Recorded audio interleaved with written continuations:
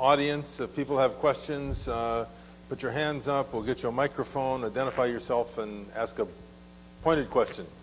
In back there. Thank you very much for a most enlightening discussion. I had always assumed that the crisis would have radically changed the way we negotiate at the WTO. What is amazing is how little it has affected the negotiating process. So I have three quick questions. The first for my friend and ex-colleague Masamichi Kono. We know that the prudential carve-out tells us what we are free to do. It says nothing at all about what we need to do.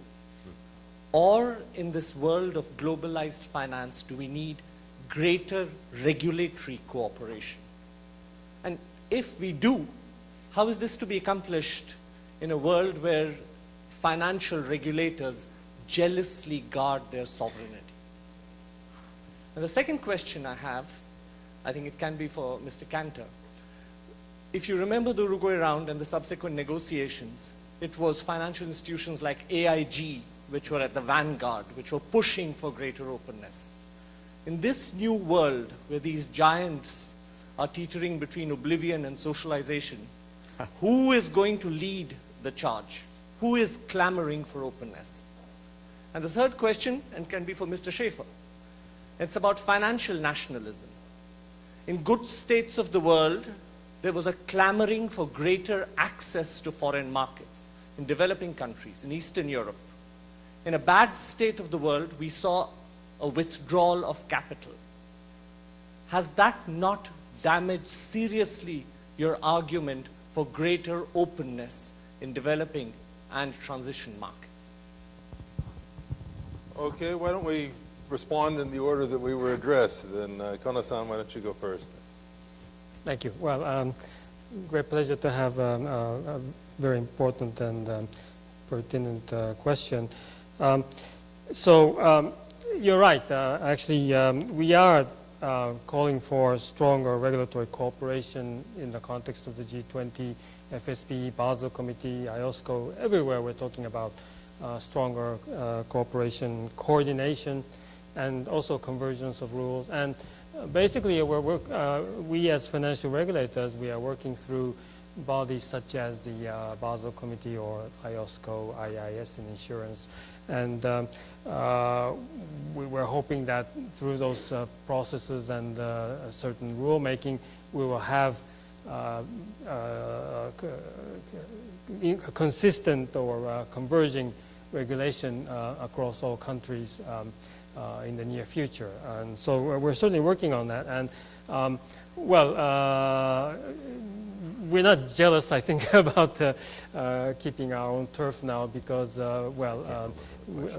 this has been indeed a global crisis, and actually, I'm maybe fortunate enough that I survived the Lehman crisis because we also spent so many sleepless nights over those issues. And so we're certainly determined to find a way to improve the situation. And one thing that I did not mention in my initial remarks was that there may be a way that the WTO can help in this process. I mean, it will not just be preventing so-called financial protectionism, but also there may be a way to for the WTO to shed more light on or clarify a bit more what the prudential carve-out means, to what extent you're allowed to apply discretion, maybe even recognize that any rules that have been adopted in the Basel Committee or IOSCO, IIS may be the rules that you're talking about, and you're not going to allow any other disguised form of protectionism under the name of the prudential carve-out. Do you have any thoughts on? Sure, I do. Let me disagree only slightly with your premise that the major financial institutions, in using AIG as an example, probably draws it too far in one direction or not as strong or as viable or as active as they were. I think if you watch the earnings in the next 10 days to 2 weeks, you might be disabused of that notion, not only here in the U.S., but around the world. That doesn't mean the balance sheets are perfect. It doesn't mean we couldn't have I hope it's not a W recovery. I think it's more of a U, but I think where we are is that these institutions, as strong as they are, we have been added to by institutions from other countries which at that point had not emerged as major powers. Take Brazil, India, and China just for three.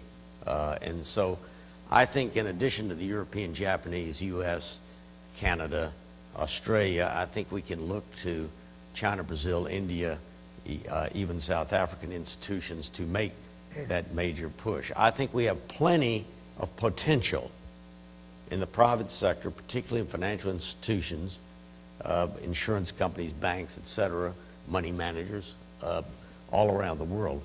What we need is, again, I go back to the chicken and the egg. We need some leadership. We need some sense of confidence that what's going to be on the table is more than adequate, but is helpful.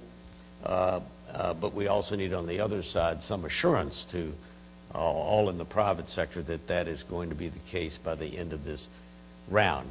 That, in the end, does not rely on frankly, on the private institutions or even the negotiators. It comes down to the leaders. That's why I think Jeff's right. It comes down to the G20 and the leaders themselves to get involved and to spend their political capital in making this happen.